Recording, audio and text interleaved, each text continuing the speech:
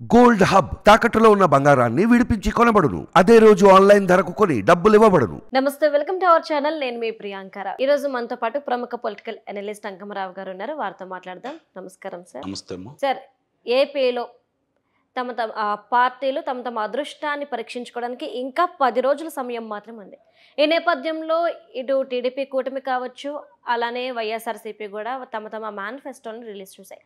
అయితే ప్రజలు ఎవరి వైపు మొగ్గు చూపుతున్నారు అంటే, వైఎస్ఆర్సీపీ ఏదైతే మేనిఫెస్టో రిలీజ్ చేసిందో దీనికి అనుకూలంగా ఉన్నారా, చంద్రబాబు నాయుడుకి అనుకూలంగా ఉన్నారా, అలానే అసలు ఈసారి పవన్ పరిస్థితి ఏం కానుంది? మంచి ప్రశ్న అడిగారమ్మా.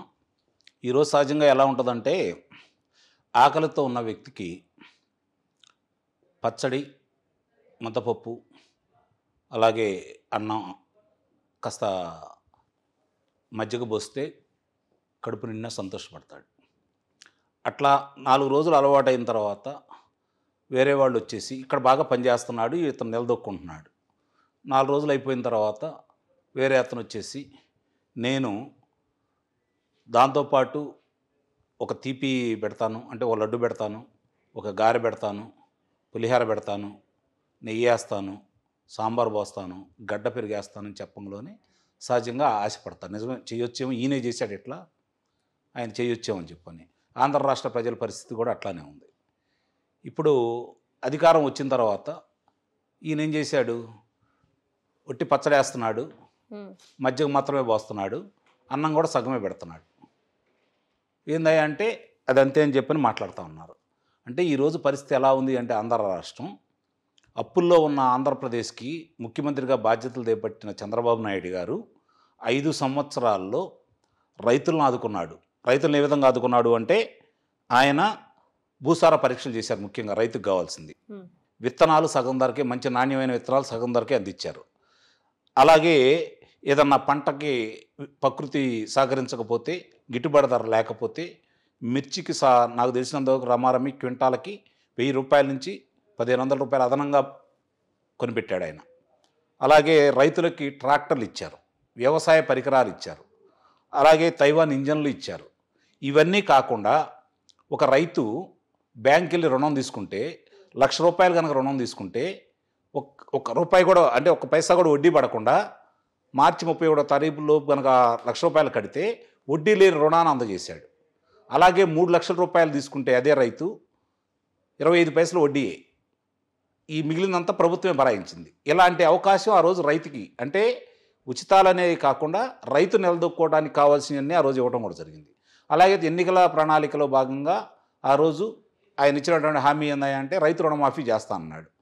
ఇక్కడ ఉన్నటువంటి ఆర్థిక వెలుసుబాటును బట్టి ఆయన ఏం చేశాడంటే, 50,000 రూపాయలు ఒకేసారి రైతుకి, అంటే 50,000 రూపాయలు లోపు తీసుకున్న వాళ్ళందరికీ ఒకేసారి, తర్వాత 1,50,000 అంతకంటే ఎక్కువ కాకుండా 1,50,000 తీసుకున్న వాళ్ళకి రుణమాఫీ వర్తించేటట్టుగా, ఎంత తీసుకున్నా కూడా 1,50,000 అట్లా 3 విడతలుగా ఇవ్వడం కూడా జరిగింది, దానికి వడ్డీతో సహా.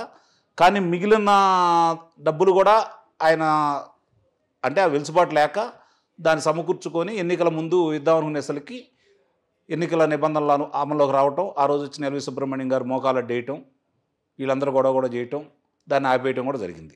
అంటే రైతుకి ఇంత మేలు చేశాడు ఆ రోజు చంద్రబాబు నాయుడు గారు. మరి ఈరోజు ఈయన వచ్చిన తర్వాత ఏమన్నాడు, నేను రైతులకి ఇవన్నీ మర్చిపోయారు. ఆ రోజు కౌలు రైతులకి ఇచ్చాడు ఆయన, మామూలు రైతులకు కూడా ఇవ్వడం కూడా జరిగింది. ఈయన వచ్చి ఏం చేశాడంటే, నేను 12,500 రూపాయలు ఇస్తాను అన్నాడు. రైతులు నమ్మారు, మిగిలినవన్నీ కొనసాగిస్తాడు, రైతులు నమ్మారు. ఏమైంది, ఈయన వచ్చిన తర్వాత 7,500 ఈయన ఇస్తున్నాడు, 6,000 రూపాయలు కేంద్రం ఇస్తుంది. అంటే ఇక్కడ ఒక్కో రైతు 5,000 రూపాయలు నష్టపోయాడు, ఈ వచ్చేయి నష్టపోయాడు. అంటే సుమారు ప్రతి రైతు ఒక్కొక్క సంవత్సరానికి 1,00,000 రూపాయల పైన ఈ ప్రభుత్వం వల్ల నష్టపోయారు. ఇవన్నీ ఇప్పుడు రేపు విడమర్చి ఈరోజు ప్రతిపక్షాలు చెబుతున్నాయి, అలాగే ప్రజలు కూడా ఆలోచించుకుంటున్నారు. అంటే నష్టపోయిన రైతుని నమ్మించి ఏదో చేస్తానని, ఈరోజు కూడా రైతుకు మేలు చేస్తానని చెప్పి మాట్లాడుతున్న వ్యక్తి ఎంత వ్యత్యాసంతో రైతులు మోసం చేశారనడానికి ఈ చిన్న ఉదాహరణ. ఇంకా చాలా ఉన్నాయి, అవన్నీ మనం తర్వాత వెళ్దాం. ఇక విద్యార్థుల్ని విశ్వవిద్యాలయాలకు వెళ్ళాడు, కళాశాలలకు వెళ్ళాడు, అలాగే పాఠశాలలకు వెళ్ళాడు, రెచ్చగొట్టాడు. మనకి ప్రత్యేక హోదా వస్తేనే మీ అందరికీ ఉద్యోగాలు వస్తాయి, అది ఒకటే సంజీవిని అన్నట్టు మాట్లాడాడు. ప్రత్యేక హోదా రాకుండా భారతీయ జనతా పార్టీ దగ్గర చంద్రబాబు నాయుడు గారు సాగిల పడ్డాడు అన్నాడు. మీరు ప్రభుత్వం నుంచి వైదొలగండి అని చెప్పని అధికార పక్షమైన తెలుగుదేశం పార్టీని రెచ్చగొట్టాడు. వీళ్ళు బయటకు వచ్చారు. అధికారం నేను వచ్చి తీసుకొస్తానని చెప్పాడు. ఈ యువకులు నమ్మారు. ఉద్యోగ కల్పన నేను ప్రతి సంవత్సరం మెగా డిఎస్సి వేస్తా అన్నాడు. అలాగే జాబ్ క్యాలెండర్ తీసుకొస్తా అన్నాడు జనవరి 1వ తారీఖు నాడు. ఇవన్నీ ప్రజలు నమ్మారు. 2,30,000 ఉద్యోగాలు భర్తీ చేస్తానన్నాడు. అది కూడా యువకులు నమ్మారు, మనకు ఉద్యోగాలు వస్తాయి కదా అని చెప్పని. ఈయన వచ్చిన తర్వాత ఏమీ చేయలేదు. ఇవన్నీ ప్రజలకు అర్థమైపోయింది. ఇప్పుడు ముఖ్యంగా యువకులు దీని మీద ఆలోచించుకుంటున్నారు. అట్లాగే గత ప్రభుత్వం వచ్చేతలకి 5,13,000 మందికి ఉద్యోగ కల్పన కూడా చేసింది. మరి ఈ ప్రభుత్వం ఇంతవరకు ఏమీ చేయలేదు కదా.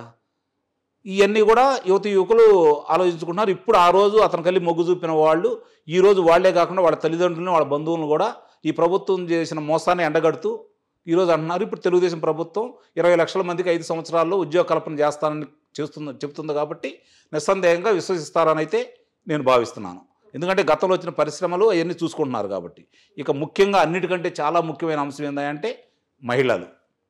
ఈరోజు ప్రతి ఇంట్లో కూడా మహిళలకి ఆ రోజున్న పరిస్థితి ఏంటి, ఈ రోజున్న పరిస్థితి ఏంటి. ఒక ఇంట్లో ఒక మహిళ ఉంటే వాళ్ళకు ఒక పిల్లాడు ఇంకో పిల్ల ఇద్దరు ఉంటే బడికి వెళ్తుంటే వాళ్ళకి నేను ఇద్దరికీ ఆ రోజు అమ్మఒడి వేస్తాను 15,000 కాడికి అని అన్నాడు. కానీ ఈరోజు ఇద్దరుంటే ఒకరికే వేస్తున్నాడు. అది కూడా 13,000 రూపాయలు ఇస్తున్నాడు.